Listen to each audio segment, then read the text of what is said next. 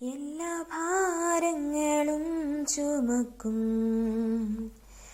എന്നും താങ്ങി എന്നെ നടത്തും കർത്തൻ തൻ കരത്താൽ കണ്ണുനീർ തുടയ്ക്കും കാത്തുപാലിക്കുമെന്നെ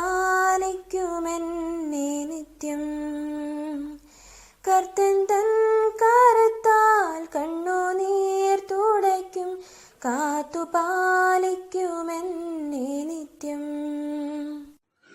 ദൈവവചന ചിന്തകൾ കേൾക്കുന്ന എല്ലാ മാന്യ ശ്രോതാക്കൾക്കും ക്രിസ്തീയ വന്ദനം. ഇയ്യോബിൻ്റെ പുസ്തകം 16-ാം അധ്യായം 5-ാം വാക്യത്തിൻ്റെ 2-ാം ഭാഗം. അധര സ്വാന്തനം കൊണ്ട് നിങ്ങളെ ആശ്വസിപ്പിക്കുകയും ചെയ്യുമായിരുന്നു എന്ന പ്രസ്താവനയാണ്.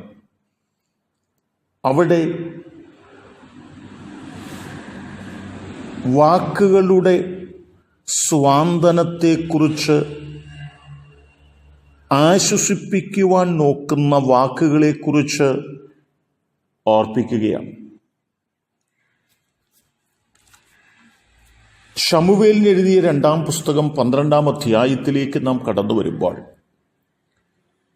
ഇസ്രായേലിൻ്റെ രാജാവായിരുന്ന ദാവീദ് തൻ്റെ ജീവിതത്തിൽ ഏറ്റവും വലിയ സങ്കടകരമായ ഘട്ടത്തിലൂടെ കടന്നു പോകുമ്പോൾ, തന്നോട് കൂടെയുള്ളതായ ആളുകൾ ദാവീദിൻ്റെ അരികിലേക്ക് കടന്നു വരികയും വാക്കുകൾ കൊണ്ട് ദാവീദിനെ സ്വാന്തനപ്പെടുത്തുവാൻ വേണ്ടി പരിശ്രമിക്കുകയും ചെയ്യുകയാണ്. ദൈവത്തിൻ്റെ ന്യായവിധിയിലൂടെയാണ് ദാവീദ് കടന്നു പോകുന്നത്. ആ ആഴമായ നൊമ്പരങ്ങളുടെ നടുവിൽ തനിക്ക് ആശ്വാസം പകരുവാൻ തന്നോട് കൂടെയുള്ള ആളുകളൊക്കെ ആഴമായി പരിശ്രമിക്കുന്നു. എങ്കിലും അവരുടെ ആരുടെയും സ്വാന്തന വാക്കുകൾക്ക് ദാവീദിനെ ആശ്വസിപ്പിക്കുവാനായിട്ട് സാധിച്ചില്ല. കുഞ്ഞിൻ്റെ മരണവാർത്തയറിഞ്ഞപ്പോൾ ദാവീദ് എഴുന്നേറ്റ് കുളിച്ച് തൈലം പൂശി പുറത്തേക്ക് വരുന്നതായ കാഴ്ചയും രേഖപ്പെടുത്തപ്പെടുകയാണ്. എന്തുകൊണ്ടാണ് ദാവീദിനോട് കൂടെയുണ്ടായിരുന്ന ആളുകളുടെ സ്വാന്തന വാക്കുകൾ, ആശ്വാസ വാക്കുകൾ തനിക്ക് ആശ്വാസം നൽകാതിരുന്നത് എന്ന് ചോദിച്ചാൽ,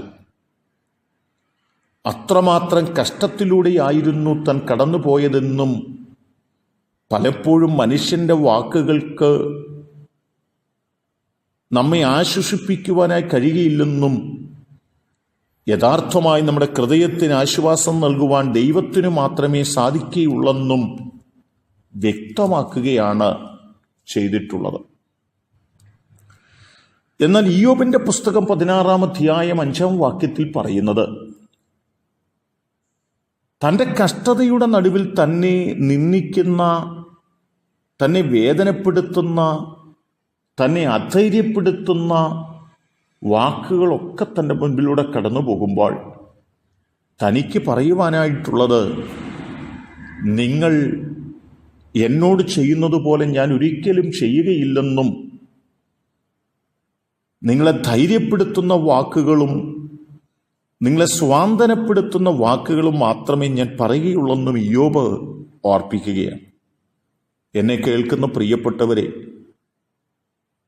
മറ്റുള്ളവരുടെ ധൈര്യം കെടുത്തുന്നവരും ആശ്വാസം നഷ്ടപ്പെടുത്തുന്നവരുമായിട്ടല്ല, ദൈവത്താൽ തിരഞ്ഞെടുക്കപ്പെട്ട, ദൈവത്താൽ ആക്കപ്പെട്ടിട്ടുള്ള ഞാനും നിങ്ങളും മറ്റുള്ളവരെ ആശ്വസിപ്പിക്കുന്ന, സ്വാന്തനപ്പെടുത്തുന്ന വാക്കുകൾ പറയുന്നവരായി തീരേണ്ടതിന് ഓരോ നിമിഷങ്ങളും നാം ശ്രദ്ധിക്കുന്നവരും ആ നിലകളിൽ സംസാരിക്കുന്നവരുമായി തീരേണ്ടതിന് നമുക്ക് നമ്മെ സമർപ്പിക്കുന്നവരായി തീരാം.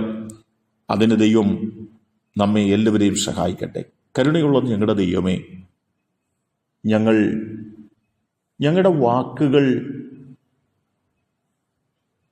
മറ്റുള്ളവർക്ക് സ്വാന്തനം നൽകുന്നതായി തീരുവാൻ, ആശ്വാസം നൽകുന്നതായി തീരുവാൻ ദൈവം സഹായിക്കണമേ.